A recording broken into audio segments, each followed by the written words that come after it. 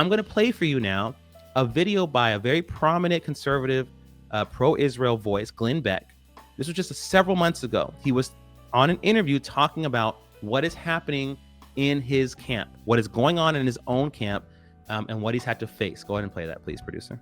I want to talk about what you just touched on before, which is what's the way things are going for the relationship between Americans and Israel and the Jewish community, because I never predicted this, that you would start to see figures on the conservative right, and I would still say it seems to be like a minority, but you know where I'm going with this, who are starting to articulate a hostility. I really never saw this coming, but a hostility to Israel. Conspiracy theorists, the Candace Owens, and sometimes the Tucker Carlsons and others. What do you think is going on here? And are you concerned that this is going to become, like 10 years from now, you'll have a congressman, senators that start to have these views and it kind of overtakes the Republican Party? I don't think it's going to take 10 years. Really? I said in 2008 or 9, I'd have to look it up, clearly, you are going to see the hatreds of the 1930s, not just on the streets of Germany. You're going to see them all over Europe, and they will come here as well. And you will see exactly what we saw in the 1930s here on our streets. And nobody believed me. And here we are. Here we are.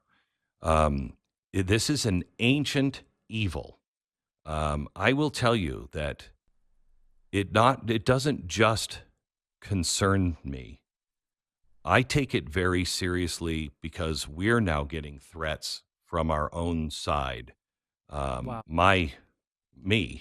Are getting threats, and we're in danger. And I have to tell you, first, it's ancient, and it's easy to blame somebody else. And who always gets it? The Jews do. So he was saying, Glenn Beck, have been receiving threats from people on my side. And what's happening now is that on the right side of the aisle, you have voices like Tucker and Candace. They're like floating around these conspiracies, right? That Israel's destroying our country from the inside out, all that stuff.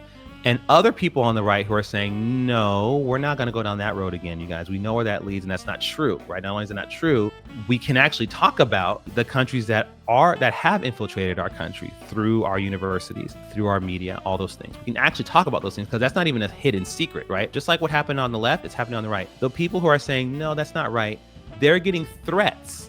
They're getting threats from people on their side. So now let's go to Charlie's murder. It stands more to reason, based on what Glenn Beck said about his own experience, that maybe someone on the right killed Charlie. No, it has to be Israel. Why? Because Jews.